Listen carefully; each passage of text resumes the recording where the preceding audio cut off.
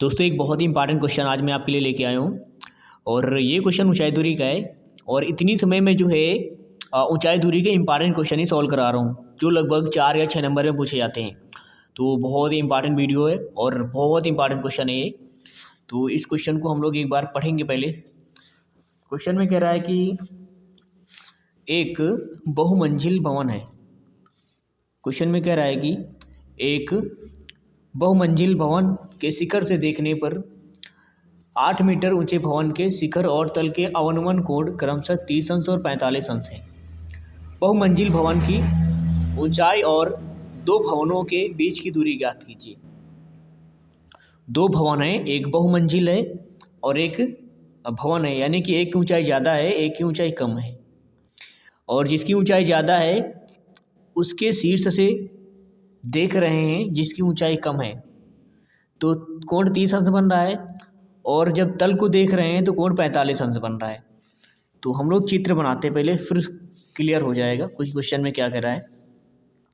दो भवन है, एक की ऊंचाई ज़्यादा है, एक की ऊंचाई कम है।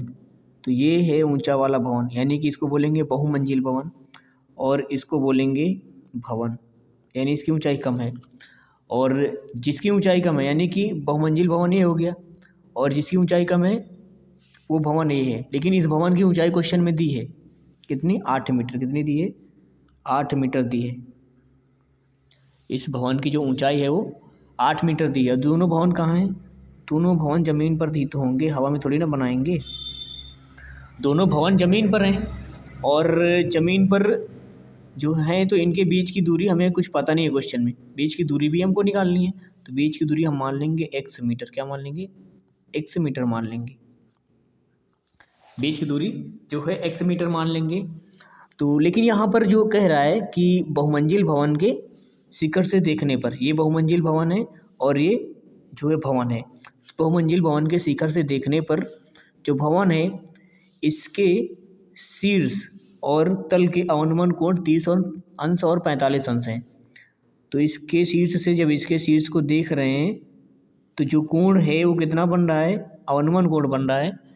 जब भी ऊपर से नीचे की तरफ देखेंगे तो अवनमन कोण बनता है, और नीचे से अगर ऊपर की तरफ देखेंगे तो उन्नयन कोण बनता है।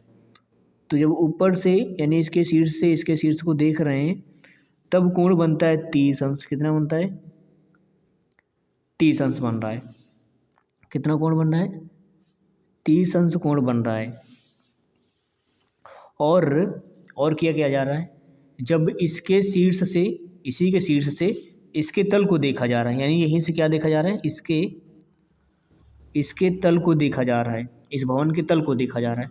इस भवन से इस भवन के शीर्ष को देखा तो कोण 30 अंश बना, और इसी भवन के शीर्ष से इस भवन के तल को देख रहे हैं तो अवनमन कोण जो बन रहा है वो कितना बन रहा है, वो बन रहा है 45 अंश। कितना बन रहा है, 45 अंश बन रहा है। अब यहाँ पर हमें ध्यान देने वाली बात ये है कि इधर आप देख रहे होंगे ये एक जेड वाली कंडीशन बन रही है, उल्टा जेड बन रहा है। तो अगर ये 30 अंश है तो ये कितना होगा, ये भी 30 अंश ही होगा।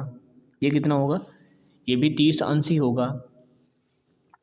और अगर इस वाले जेड की बात करें, एक ये जेड बन रहा है, ये यहाँ से ये वाला पूरा जेड बन रहा है, तो ये वाला कोण लेंगे। अगर ये 45 है तो ये कोण भी कितना होगा, ये कोण भी 45 अंश ही होगा। ये कोण कितना होगा, ये भी 45 अंश ही होगा। अब यहाँ पर अगर ये दूरी x मीटर है तो ये वाली दूरी भी कितनी होगी, ये वाली दूरी भी जो है x मीटर ही होगी। और ये 8 मीटर है तो ये वाली दूरी यहाँ से यहाँ तक कितनी होगी, ये वाली भी कितनी होगी, ये वाली भी 8 मीटर ही होगी। दोनों समांतर हैं तो ये 8 तो भी कितनी होगी, 8 ही होगी। हमें क्वेश्चन में कह रहा है कि बहुमंजिल भवन की ऊंचाई ज्ञात कीजिए। ये बहुमंजिल भवन है, यहाँ से लेकर के यहाँ तक की ऊंचाई हमको निकालनी है। यहाँ तक की तो हमें पता है 8 मीटर, तो इतनी हम निकाल लेंगे तो हमें पता चल जाएगा। तो अब क्या करना है यहाँ पर कि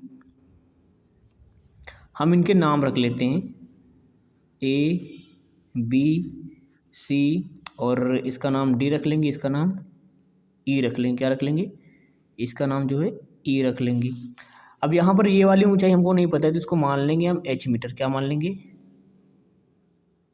H मीटर मान लेंगे। कितना मान लेंगे, H मीटर जो है मान लेंगे।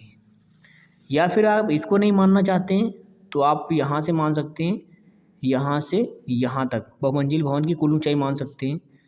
बहुमंजिल भवन की कुल ऊंचाई मान सकते हैं, यहाँ से यहाँ तक दिखा सकते हैं क्वेश्चन में, यहाँ से यहाँ तक आप दिखा सकते हैं h मीटर बहुमंजिल भवन की कुल ऊंचाई। तो अगर ये h आपने मान ली है तब इसको h नहीं मानेंगे, इसको h नहीं मानेंगे।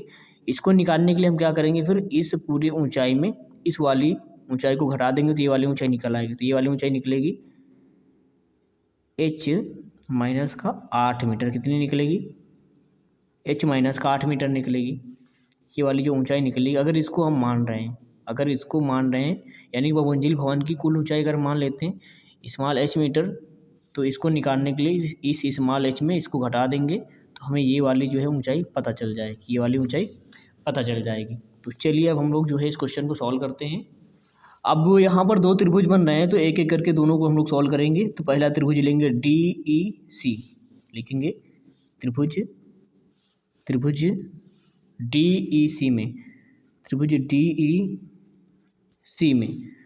तो ये हो गया लंब और ये आधार, tan थीटा बन रहा है, लिखेंगे कोण कितना है 30 अंश। तो tan 30 अंश बराबर लंब कितना है h माइनस का 8, आधार है x मीटर। tan 30 अंश का मान रख देंगे यहाँ पर, तो 1/√3 बराबर h माइनस का 8/x। इस x का इधर गुणा मार देंगे तो x बराबर हो जाए, और √3 का इधर गुणा करेंगे तो h माइनस का 8। इसको यहीं पर रोक लेंगे या फिर इसको समीकरण 1 मान लेंगे। इसके बाद हम फिर से क्या करेंगे, ये वाला त्रिभुज लेंगे, बड़ा वाला त्रिभुज लेंगे। तो जब बड़ा वाला त्रिभुज लेंगे तो ये बनेगा त्रिभुज DAB, त्रिभुज लिखेंगे पुनः त्रिभुज DAB में, त्रिभुज DAB में यहाँ पर भी देखो ये पूरी ऊंचाई हमको h पता है और ये x, तो tan बन रहा है लंब बटे आधार बन जाएगा। यहाँ पर भी लिखेंगे tan, और यहाँ पर कोण कितना है, यहाँ पर है कोण 45 अंश। तो ऊंचाई h और जो आधार है वो है x। tan 45 का मान 1 होता है, तो यहाँ से 1 बराबर में h/x, x का इधर गुणा कर देंगे तो x बराबर हो जाएगा h। x बराबर कितना आएगा, h आएगा। तो हम लोग क्या करेंगे, ये जो x बराबर h निकला है इसको कहाँ रख देंगे, समीकरण 1 में। कहाँ रखेंगे, समीकरण 1 में रख देंगे। इसको लिखेंगे x बराबर h, समीकरण 1 में रखने पर, समीकरण 1 में रखने पर x के स्थान पर h क्यों रख रहे हैं, क्योंकि हमें h ही तो निकालना है, ये कुल ऊंचाई निकालनी। ये जो कुल ऊंचाई है ये किसकी ऊंचाई, ये बहुमंजिल भवन की ऊंचाई है। तो बहुमंजिल भवन की ऊंचाई निकालने के लिए हम क्या करेंगे, यहाँ x के स्थान पर कितना रख देंगे, h रख देंगे। कितना रख देंगे, h रख देंगे। तो लिखेंगे h बराबर में √3 h माइनस का 8। इस √3 से इसमें गुणा कर देंगे तो ये अगर √3 × h और माइनस का 8√3। अब हमको क्या करना है, h वाले एक तरफ कर लेने, h वाले एक तरफ कर लेने। तो इस ये जो 8√3 है माइनस का इधर लेके आएंगे तो प्लस में हो जाएगा, और इधर बचेगा √3 × h, और h इधर प्लस में था इधर आएगा तो माइनस में हो जाएगा। अब यहाँ पर आप देख रहे होंगे कि दोनों में कॉमन क्या दिख रहा है, h कॉमन दिख रहा है। h कॉमन हो जाएगा तो बचेगा √3 माइनस का 1, √3 माइनस का 1। इस √3 माइनस 1 को क्या करेंगे, इसके नीचे भेज देंगे। तो 8√3 बटे में √3 माइनस का 1 यानी कि 1 बराबर में h। अब यहाँ पर हम क्या करेंगे कि इसके हर का परिमेयीकरण कर देंगे, इसके हर का परिमेयीकरण कर देंगे। तो हर का परिमेयीकरण तो करना आपको आता ही होगा, 9th में पढ़ के आए आप, 9th में पढ़ के आए हैं आप। तो हर का परिमेयीकरण करेंगे तो यहाँ पर प्लस लगा के ऊपर नीचे क्या कर देंगे, ऊपर नीचे कर देंगे गुणा, ऊपर नीचे क्या कर देंगे, गुणा कर देंगे। तो इसका जब गुणा करेंगे तो इसका ऊपर जो है इन दोनों गुणा कर देंगे, नीचे देखो a माइनस बी और a प्लस बी बन रहा है, यहाँ फार्मूला अप्लाई कर देंगे। तो यहाँ पर जब 8√3 का इससे गुणा करेंगे तो 8√3 का जब पहले √3 से गुणा करेंगे तो रूट का गुणा होगा तो रूट हट जाएगा, यानी 3 आएगा, और 3 का 8 से गुणा करेंगे तो 8 3 24 हो जाएगा। 8 3 क्या हो जाएगा, 24 हो जाएगा। एक बार चाहें तो इसको हम लोग लिख सकते हैं, एक बार क्या करेंगे, इसको हम लोग लिख भी लेंगे। तो 8√3 गुणे कितना, √3, और फिर प्लस 8√3 गुणे में 1 और बट्टे में a² - b² बनेगा, यानी कि 3 माइनस का 1 आएगा। बराबर में h है, इधर लिख लेना, बराबर में क्या है, h है। और अब क्या करने वाले हम लोग कि इसका जो है अब गुणा करेंगे हम लोग। तो क्या होगा कि ये रूट हट जाएगा और 3 आएगा, 3 का 8 से गुणा करेंगे तो 8 3 कितना हो जाएगा, 8 3 24 हो जाएगा। और इधर जो है, इधर क्या होगा कि 8√3 का 1 से गुणा होगा तो 8√3 ही आएगा, बट्टी में आएगा कितना, 3 में 1 घटेगा तो 2 आएगा, बराबर में h। और यहाँ पर वैसे हमें यहाँ पर जो है 8 से गुणा नहीं करना चाहिए था, सॉल्व हो जाता, फिर हमें कॉमन लेना पड़ेगा। चलिए ले लेते कॉमन, फिर से 8 यहाँ पर कॉमन ले लेंगे। 8 यहाँ पर अगर कॉमन लेंगे तो यहाँ पर लिख लेते हैं, 8 कॉमन लेंगे तो बचेगा 3 प्लस का √3 बटे में कितना 2, बराबर में h, बराबर में कितना h। 8 कॉमन लेंगे तो 8 3 24, और इधर से 8 गायब हो जाएगा, √3 इधर बचेगा, नीचे 2 रहेगा, बराबर में h है ये।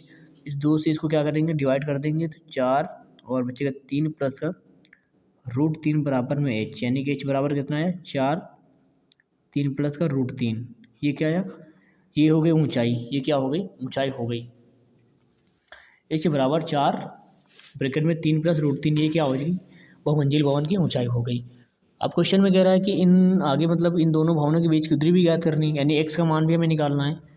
तो ध्यान से देखो आप, यहाँ पर h और x दोनों क्या हैं, दोनों बराबर हैं, तो जितनी ऊंचाई होगी उतनी ही इन दोनों भवनों के बीच की दूरी होगी, क्या होगी, इन दोनों भवनों के बीच की दूरी होगी, यानी x का मान भी इतना ही सेम आएगा। तो आशा करता हूँ क्वेश्चन आपकी समझ में आ गया होगा। अगर समझ में आए तो वीडियो को लाइक कर देना, चैनल पर नया है तो चैनल को सब्सक्राइब कर लेना ऐसे इंपॉर्टेंट क्वेश्चन के लिए। और यहाँ पर इतनी समय में जो है 4 और 6 नंबर वाले क्वेश्चन ही सॉल्व करा रहा हूँ। तो और ये लगभग ऐसे क्वेश्चन होते हैं जो आपके बोर्ड एग्जाम में जिनकी पूछे जाने की संभावना होती है। तो आप चैनल को जरूर सब्सक्राइब कर लेना। धन्यवाद।